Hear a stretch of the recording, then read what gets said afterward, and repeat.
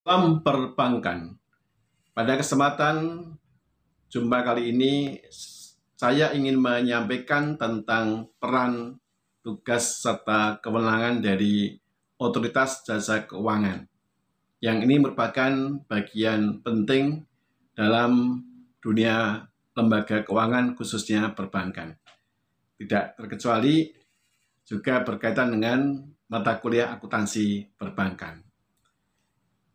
OJK sendiri merupakan singkatan dari Otoritas Jasa Keuangan yang tujuan pendiriannya ada 3. Yang pertama adalah untuk mendorong kegiatan sektor jasa keuangan agar bisa terselenggara kegiatannya secara teratur, adil, transparan, dan akuntabel.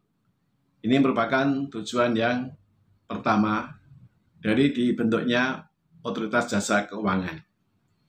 Yang kedua, untuk mewujudkan sistem keuangan yang tumbuh secara berkelanjutan dan stabil. Dan yang ketiga adalah untuk melindungi kepentingan konsumen dan masyarakat. Maka dari tujuan tadi, kewenangan OJK itu mencakup 3 hal. Yang pertama, sebagai regulator atau pengatur kebijakan yang terkait dengan dunia lembaga keuangan.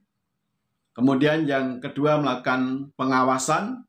Dan yang ketiga, juga sekaligus sebagai penegak hukum yang menyangkut lembaga keuangan. Sehingga di situ OJK akan melakukan kewenangannya terhadap lembaga keuangan. Yang pertama yaitu lembaga keuangan perbankan, baik bank umum maupun BBR, baik bank syariah maupun bank konvensional, maupun juga saat ini terhadap bank digital. Yang kedua, kewenangannya juga mencakup pengawasan, penegakan hukum, dan pengaturan terhadap industri keuangan non-bank. Misalnya saja leasing, koperasi, dan lain sebagainya. Dan yang ketiga adalah melakukan kewenangan, pengaturan, pengawasan, penegakan hukum terhadap kegiatan yang ada di pasar modal. Intinya adalah bahwa OJK ini punya kewenangan untuk mengatur terkait dengan lembaga keuangan. Yang dulunya kewenangan pengawasan berada di Bank Indonesia. Namun saat ini kewenangannya diambil alih oleh OJK.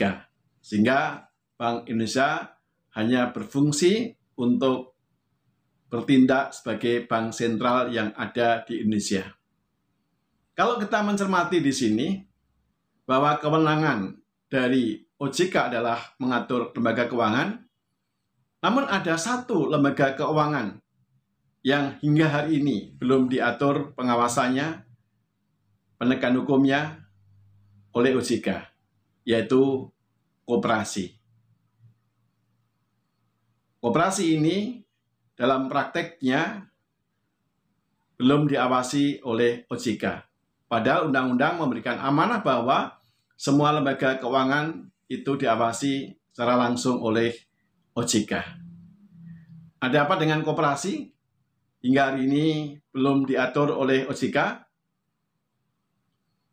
Ini ada beberapa alasan yang disampaikan oleh pihak perkoperasian karena merasa bahwa koperasi ini diatur oleh undang-undang yang khusus mengatur tentang perkoperasian. Namun apa dampaknya kalau Anda perhatikan, karena koperasi ini tidak ada pengawasan intensif sebagaimana perbankan, pasar modal, maupun industri keuangan non-bank lainnya yang intensif dari OJK, kita bisa melihat bahwa masyarakatlah yang menjadi korban. Karena masyarakat memang tidak memahami terkait dengan keberadaan koperasi. bahwa koperasi ini didirikan dari anggota untuk anggota. Dan keputusan tertinggi berada pada rapat anggota tahunan. Namun tidak kita pungkiri bahwa di lapangan banyak sekali koperasi-koperasi yang pendiriannya tidak berasal dari anggota untuk anggota. Namun pemodal atau para kapitalis yang punya uang berlebih kemudian mendirikan usaha dengan berlindung pada undang-undang perkoperasian. Sehingga kita bisa melihat hari ini banyak koperasi-koperasi yang lemah pengawasannya, maka yang menjadi korban adalah masyarakat. Beberapa waktu yang lalu kita juga sempat mendengar ada beberapa anggota koperasi di wilayah Solo Raya, bahkan sudah merambah ke tingkat nasional, yang tidak bisa menerima pengembalian dari uang yang ditanamkan di lembaga koperasi itu. Beda halnya kalau kita menaruh uang kita di bank atau BPR, maka ada jaminan dari LPS, Lembaga Penjamin Simpanan. Tabungan kita, deposito kita hingga 2 miliar kalau kita simpan di bank, maka kalau banknya bangkrut atau banknya kemudian dibubarkan, maka nasabah masih akan menerima. Namun kalau kita perhatikan di koperasi, belum ada lembaga yang memberikan jaminan kepada mereka yang menyimpan uangnya di koperasi. Dan juga sebenarnya dalam perkoperasian ini tidak ada yang namanya nasabah, tapi yang ada adalah anggota. Namun tidak menutup kemungkinan banyak orang tertarik menanam uangnya di koperasi hanya karena mendapatkan janji bunga yang tinggi. Dan mereka menempatkan diri sebagai investor atau sebagai deposan. Nah, inilah kesalahan yang cukup fatal juga sebenarnya. Bahwa koperasi ini sebenarnya dari anggota untuk anggota. Maka untuk itu kami berharap kepada Anda sekalian, pandai-pandailah kalau Anda akan menanamkan uang Anda.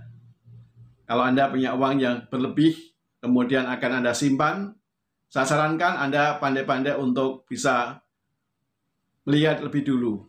Adakah jaminan dari lembaga pihak ketiga terhadap uang Anda apabila sewaktu-waktu lembaga keuangan yang bersangkutan bubar.